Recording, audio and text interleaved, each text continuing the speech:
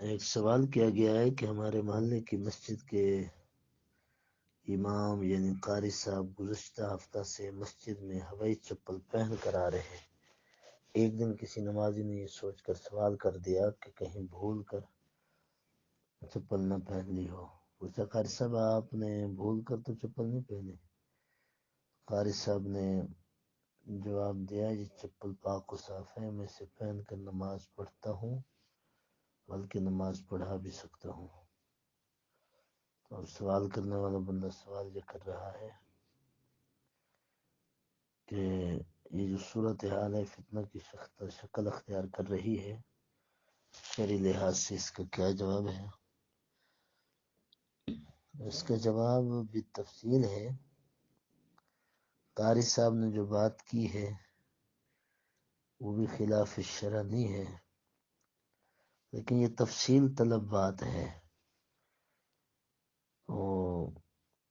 صحیح بخاری کے اندر ایک باب باندھا گیا ہے جس کا عنوان باب الصلاۃ فی النعال ہے۔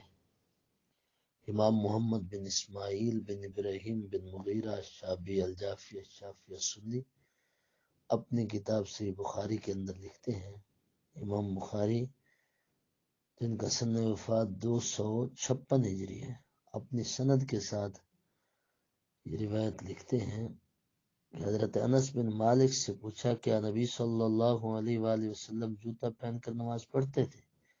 کسی شخص نے حضرت انس بن مالک سے پوچھا تو حضرت انس بن مالک نے اس شخص کے سوال کرنے پر جواب دیا، جی ہاں پڑھتے تھے۔ اس حدیث کے تحت علامہ بدر الدین ابو محمد محمود عینی جن کا سن وفات 855 ہجری ہے، انہوں نے جوتے پہن کر نماز پڑھنے یا جوتے کے اوپر کھڑے ہو کر نماز پڑھنے اور ناپاک جوتے کے پاک ہونے کے مسائل اور اس سلسلہ میں ائمہ کے اقوال بیان کیے ہیں۔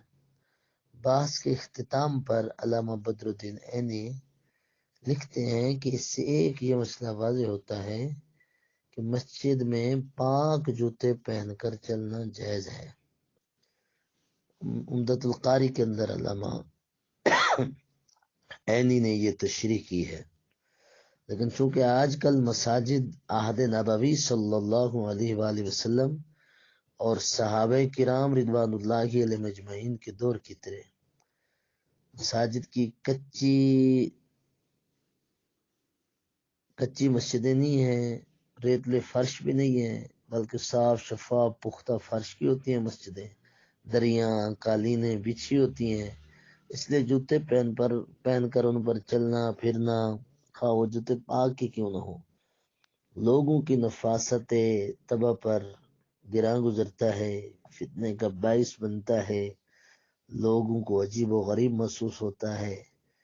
تو لہٰذا اس حوالے سے دیکھا جائے تو جوتے پہن کر مساجد میں جانا یا چلنا پھرنا کہیں بھی معمول نہیں ہے، اس لیے امام صاحب کو بالکل اس سے اجتناب کرنا چاہیے۔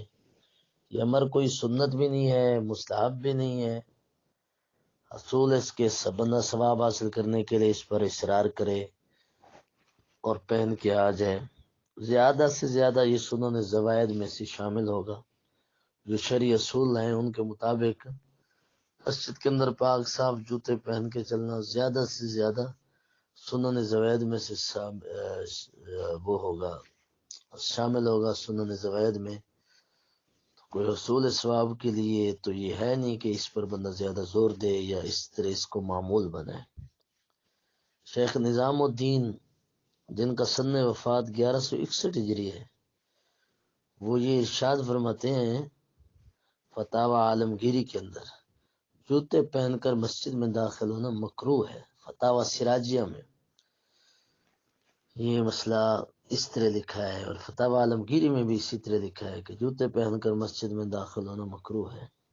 اس سے معلوم ہوتا ہے فتاوی عالمگیری فتاوی سراجیہ کی اس عبارت سے کہ آج سے کئی صدیاں پہلے بھی امت مسلمہ میں یہ مسئلہ معروف تھا کہ جوتے پہن کر مسجد میں نہیں جانا چاہیے، اور شریعت کا مزاج یہ ہے کہ اگر کسی بات سے لوگوں کے فتنہ میں مبتلا ہونے کا اندیشہ ہو تو جواز کام بلکہ بعض صورتوں میں افضلیت کے باوجود بھی اس کام کو چھوڑ دینا بہتر ہے تاکہ لوگ فتنہ میں مبتلا نہ ہوں، اور جائز کام کو تو بالکل چھوڑ دینا بہتر ہے تاکہ لوگ فتنہ سے بچ سکیں۔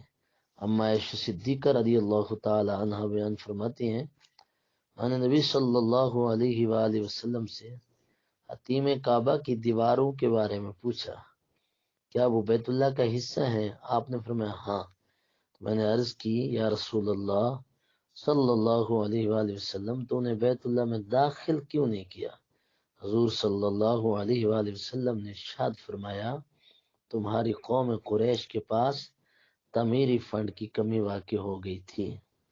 حضرت عائشہ فرماتی ہیں رضی اللہ تعالی عنہ، میں نے عرض کی، اس بیت اللہ کا دروازہ پھر بلند کیوں ہے؟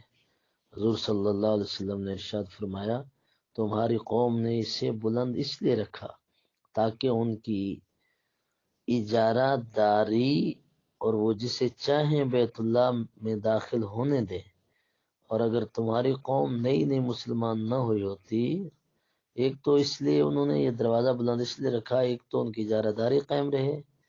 حدیث کی جو لفظ ہے وہ تو یہ ہے کہ وہ جسے چاہیں بیت اللہ میں داخل ہونے دیں۔ مقصد یہ ہے، قوم قریش اپنی مرضی کے مطابق بیت اللہ میں کچھ چیزوں کو داخل کرنا چاہتی تھی۔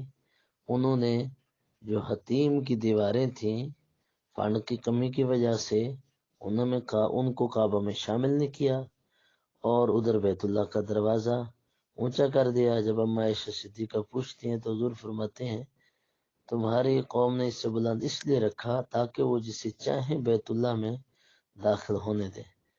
اگلے لفظ جو سرکار نے فرمائے، اگر تمہاری قوم نئی مسلمان نہ ہوئی ہوتی اور ان میں زمانہ جاہلیت کے اثرات نہ ہوتے، اور مجھے یہ اندیشہ نہ ہوتا کہ ان کے ذہن اسے قبول نہیں کریں گے، تو میں حتیم کعبہ کی دیواروں کو بیت اللہ میں شامل کر دیتا، یعنی بیت اللہ کی عمارت میں شامل کر دیتا، اور بیت اللہ کے دروازے کو سطح زمین سے ملا دیتا۔ سرکار دو عالم صلی اللہ علیہ وسلم کے یہ فرمان صحیح بخاری کتاب الحج کے اندر موجود ہے۔ امام بخاری نے صحیح بخاری میں حضرت علی رضی اللہ تعالی عنہ کا یہ قول روایت کیا، لوگوں سے ان کے عرف کے مطابق بات کیا کرو، کہیں ایسا نہ ہو کہ تمہاری بے تدبیری سے اللہ اور اس کے رسول کو جھٹلایا جائے۔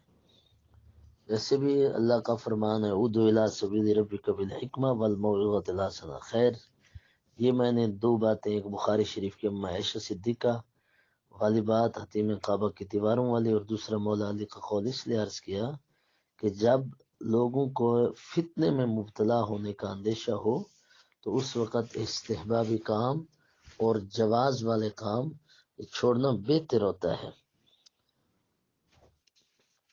چہ جائے کہ بندہ ان پہ تاکید کرے اور ان پر زور دے، اور جب ایسے مسئلوں پر کسی امام یا مبلغ دین کا کسی مسئلے کو فقط جواز بنا کر مسلمانوں کی عقیدت کو مجروح کرنا حکمت دعوت و ارشاد کے بالکل منافی ہے، اور اپنے علم ازام و افتخار میں مبتلا ہونے کی دلیل ہے۔ کسی مقدس متبرک مقام کی تعظیم کے لیے جوتے اتارنا قرآن سے بھی ثابت ہے۔ فلما آتاہا نودی یا موسیٰ انی انا ربک فاخلع نعلیک انک بالوادی المقدس طویٰ۔ سورہ طٰہٰ۔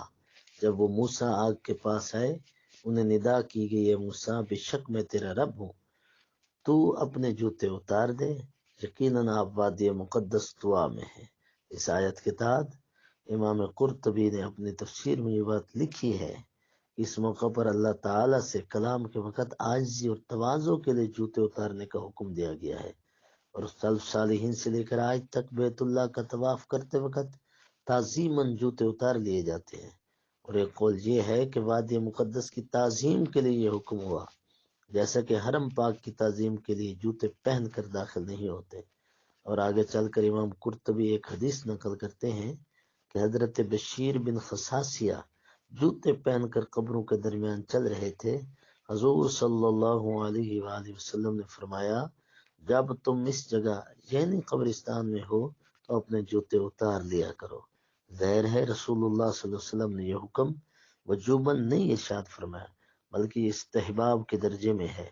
اور جب قبور اور اہل قبور کا اتنا ادب ہے تو مسجد کا ادب تو اس سے زیادہ ہونا چاہیے، کیونکہ حدیث پاک میں آیا ہے مسجدیں اللہ کا گھر ہیں، یعنی اس کی عبادت، اس کی رحمت اور برکت کے نزول کے مقدس مقامات ہیں۔ یہ خلاصہ کلام ہے علماء کرام کی بحث ہے۔ جہاں تک مسئلہ ہے پاک جوتے پہن کر مسجد میں چلنا پھرنا، جوتوں کے پاک ہونے کا تیقن ہو، یقین کامل ہو، جائز ضرور ہے، لیکن اگلی پوری بحث میں نے اس لیے کی ہے اگر اس سے اجتناب ہو تو زیادہ بہتر ہے۔ اور مسجد کے اللہ کے گھر کا تقدس، احترام بھی اسی چیز کا متقاضی ہے۔ جزاکم اللہ خیرا، احسن الجزا۔